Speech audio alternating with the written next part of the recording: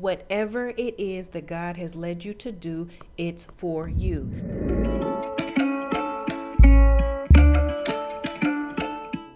So today, I'm going to talk about the curse of comparison.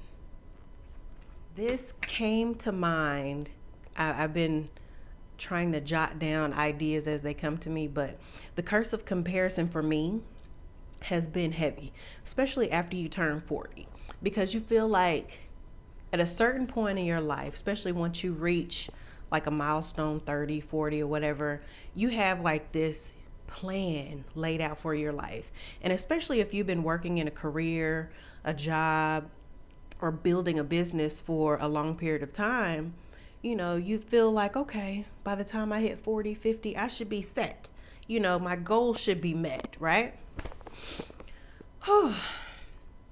But I think what hinders us is that curse of comparison. When we compare ourselves to, God forbid, anybody on social media, right? I'm not going to knock anybody who's posting victorious things, beautiful things, because that's a beautiful thing. But and I'm speaking for me as a person, but when I'm in a situation where I feel like, wow, I should be a little further along. This person hadn't even been doing it that long, and look where they are. So you start comparing yourself in that way. I did.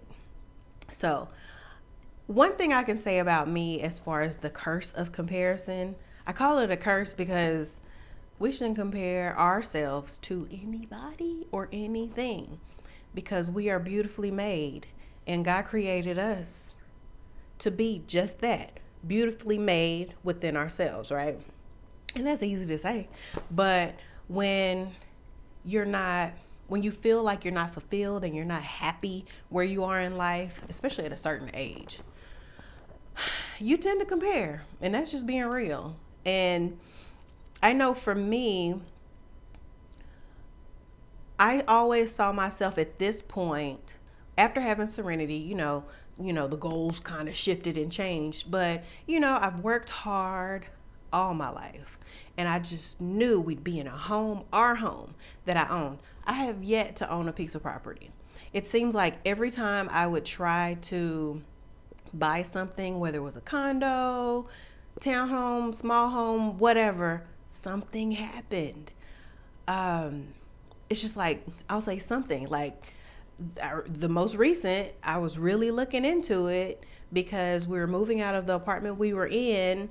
Financially, I was okay. And so I was like, it's probably a good time to buy. I know we're in the middle of this pandemic, but then I lose my salon. So it's like, well, there goes that. And so my mind kind of left that mode of buying a home. So, you know, it can be a curse because you tend to look at what other people have and you're like, wow, I wish I had that. Wow, I wish I was there. And to be honest with you, it does more harm than it does good. It really does. In business, I never compared myself. I didn't. I specifically chose not to follow a lot of other hairstylists and barbers, especially the ones I just didn't know. Now, if I knew you or if I know you, I'm following you.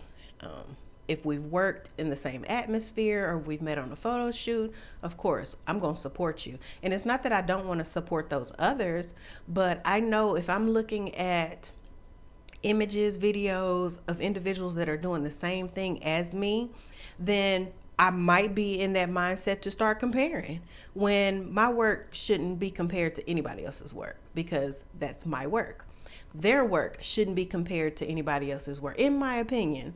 So I avoided that as far as business wise for that reason. And I do believe because I did that, I did well. I would have people bringing me pictures of other people's work and they're like, hey, do you know so-and-so? I'm sorry, I don't. I really don't. Because I never got caught up in it. Comparison part as far as business, I didn't do. But I'd be lying if I said I didn't compare myself in life. you know. So before I decided to get on just to speak about the curse of comparison, I said, let me open my Bible and see where I'm led. So I was led to Galatians 6 and 7. So if you don't mind, I just want to share this with you because this was what was placed and given to me. Don't be misled. You cannot mock the justice of God. You will always harvest what you plant. Those who live only to satisfy their own sinful nature will harvest decay and death from that sinful nature. But those who live to please the Spirit will harvest everlasting life from the Spirit. So let's not get tired of doing what is good. And at just the right time, we will reap a harvest of blessing if we don't give up. Therefore, whenever we have the opportunity, we should do good to everyone, especially those in the family of faith. So that was Galatians 6, 7 through 10. And what I got from that ties along with comparison is God gave us all gifts. And through these gifts, we are to be a blessing to others, right? And we can easily be distracted by things that can kind of pull us away from what we've been led to do. That's why, don't be misled. If you're led to do something and God has given you this gift, do it. And while you're doing it, do it because He asked you to do it. He is guiding you. He is transforming you in this process of doing what He has called you to do. And it's only the devil that will lead us astray and let us say, oh, well, they're doing something very similar to what I'm doing. So how is mine going to be better than theirs? They've been doing it longer than me. So how is mine going to be as good as theirs? It's not going to be as good as theirs. It's not going to be like theirs. It's not going to be like theirs over there. You know why? Because it's yours. Whatever it is that God has led you to do, it's for you.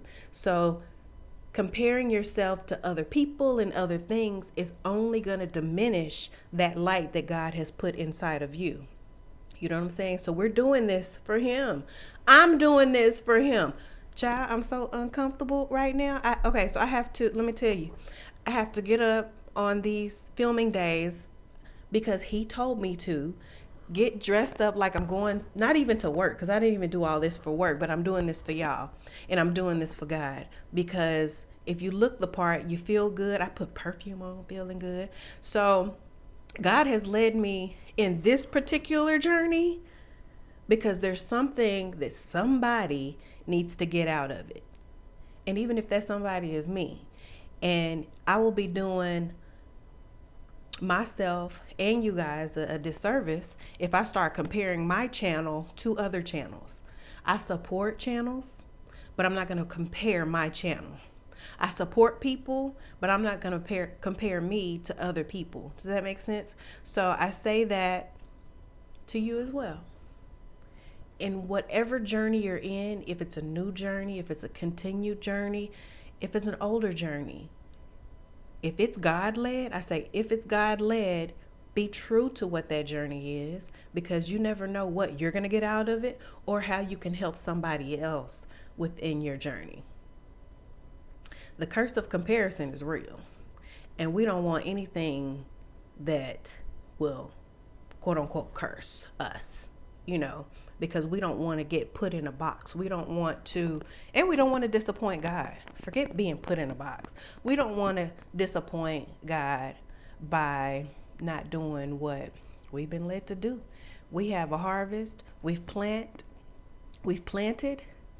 and we've sown, and we shall continue to sow. If God has placed something on your heart, don't compare yourself, because you have everything you need in you to complete this mission. You have everything you need. And that's something that God continued to tell me throughout this journey of difficulties in the last couple of years, Maisha, all you have is all you need. And that's something that I have to tell myself even to this day. All you have is all you need. I have provided everything you need to complete this mission, to complete this task. You know, I used to be the one, if I wanted something, I'd go buy it. If I needed something, I was in a position where I could just go buy it. I could go get it. I could go find it. Now I'm in a position where things aren't as easily available to me because I'm currently without a job, and I can't just up and do the things that I used to do and get the things that I used to get, because God has me in this season of trusting Him to provide everything that I need. And He reminds me every day, Maisha, all you have is all you need. So why are you looking? Why are you seeking? All you have is all you need. And that should be enough. And it should. And so as a believer, I sit on that, and I hope you can too, and understand that wherever you are in your journey, all you have is all you need. Continue to be faith-led. Don't let that curse of comparison crush you, because you got this. You got this. You can do this. And this is straight off all I have in front of me is my Bible and my tea. I've been trying this new tea my aunt got me. Let me show y'all. It's like a detox tea, and it's really, really good. So it's a loose tea, and I don't have, do I have one? You know, the little thing that you put the loose tea in and you drop it in. If I have one, I don't know where it is. My daughter likes to take my things and use them as little toys in her doll houses. So it might be a spaceship or something. But anyway, so she gave me the little tea bags to put in. But the tea is amazing. It's got like a peppermint taste, but I like with the loose tea, you can just kind of, you know, put as much or as little as you want. But anyway, that's completely off the subject. I just wanted to share that with you guys. But again, I say, you're beautifully made just the way you are. If God has put something on your heart and has led you to do something, go for it. Don't compare yourself. Just guide yourself. I'll be supporting you by prayer. So anybody that receives this message and it resonates with them, leave me a message. Let me know. I will definitely be praying for you. And one thing I've learned from my pastor, Tim, I'm just going to call him Pastor Homeboy Tim. You know, he used to always say, when somebody says, will you pray for me? Do it right then. Because you'll be like, oh, yeah, I'll pray for you. And then you'll forget about it because you'll start doing 10 other things. So if somebody's like, will you please pray for me? I'll stop whatever I'm doing, only if I'm not driving. And I'll pray for them right then and there. So I'm reading my comments. I'm loving the feedback that you guys are giving me, and I will continue. And I will not compare. But anyway, thanks for tuning in to this episode of my life. If you've gotten anything out of this or you enjoyed it, please hit that subscribe, leave me a comment, like, and then hit that bell. See, I'm trying to get used to the whole, because I'm learning about this whole algorithm thing. And another thing my homeboy Tim told me was Jesus is the algorithm. So why we worry? We're not. You just gonna put it out there and pray over it and be done. So until next time, have a blessed day. Peace.